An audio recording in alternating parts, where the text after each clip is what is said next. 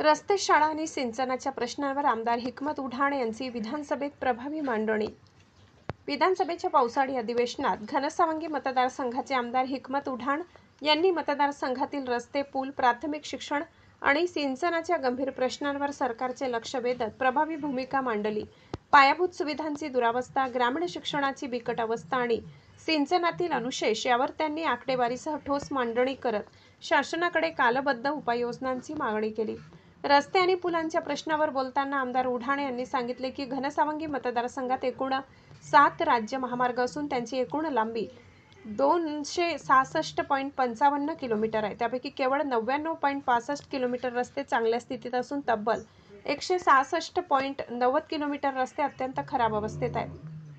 राज्य महामार्गावरील 33 पुलांपैकी 19 पुलांची अवस्था दयनीय आहे. तसेच 425.20 किलोमीटर लांबीच्या मुख्य जिल्हा मार्गापैकी 228 किलोमीटर रस्ते खराब झाले असून या मार्गावरील 25 पुलांपैकी एकही पूल सुस्थितीत नसल्याचे त्यांनी सभागृहाच्या निदर्शनास आणून दिले. रेल्वे उड्डाण पुलांच्या प्रश्नावरही त्यांनी सरकारचे लक्ष वेधले.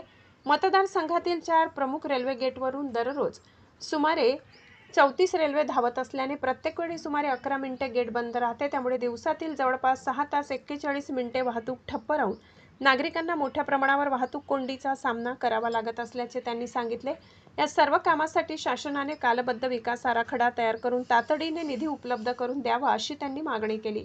शिक्षण धोरणावरील चर्चेत बोलताना आमदार उढाणे यांनी ग्रामीण भागातील प्राथमिक शिक्षणाची वस्तुस्थिती सभागृहासमोर मांडली. त्यांच्या मतदारसंघात जिल्हा परिषदेच्या एकूण 174 प्राथमिक शाळा असून त्यापैकी 104 शाळा मोडकळीस आलेल्या आहेत. 124 शाळांना मोठ्या दुरुस्तीची आवश्यकता आहे. 62 शाळांमध्ये संरक्षण भिंत नाही. 14 शाळांमध्ये मुलींसाठी स्वच्छतागृह नाही, तर 21 शाळांमध्ये मुलांसाठी स्वच्छतागृहाची सुविधा उपलब्ध नाही. अशा परिस्थितीत परदेशी विद्यापीठे राज्यात आणण्यापूर्वी ग्रामीण भागातील प्राथमिक शिक्षणाच्या मूलभूत सुविधांकडे शासनाने प्राधान्याने लक्ष देणे आवश्यक असल्याचे त्यांनी स्पष्ट केले. सिंचनाच्या विषयावर बोलताना आमदार उढाण यांनी महाराष्ट्रातील प्रादेशिक विषमता अधोरेखित केली. नाशिक विभागात 24.13%, पुणे विभागात 33.85%, संभाजीनगर विभागात 17.72% आणि नागपूर विभागात 22.72% सिंचन असून राज्याची सरासरी केवळ 21.01% असल्याचे त्यांनी सांगितले.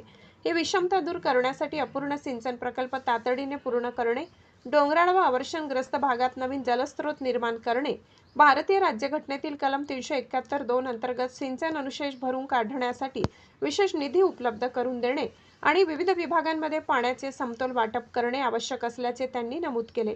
मराठवाड्याच्या सर्वांगीण विकासासाठी अतिरिक्त 260 TMC पाणी उपलब्ध करून देणे ही काळाची गरज असल्याचे सांगत त्यांनी शासनाने याबाबत दीर्घकालीन आणि ठोस निर्णय घ्यावा अशी जोरदार मागणी केली. आमदार हिकमत उढाण यांनी उपस्थित केलेल्या विविध प्रश्नांची दखल घेत सार्वजनिक बांधकाम मंत्री श्री शिवेंद्रराजे भोसले यांनी रस्ते, पूल आणि रेल्वे उड्डाणपुलांच्या कामासाठी निधीची उपलब्धता तपासून प्राधान्याने कार्यवाही करण्यात येईल असे सकारात्मक आश्वासन सभागृहात दिले. माधव न्यूज महाराष्ट्र संपादक सुरेश पोटे. इतकंच. अशा आणखी महत्त्वाच्या बातम्या पाहण्यासाठी आमच्यासोबत जोडलेले रहा. आमचा व्हिडिओ लाईक, शेअर आणि चॅनल सबस्क्राईब करायला विसरू नका. धन्यवाद.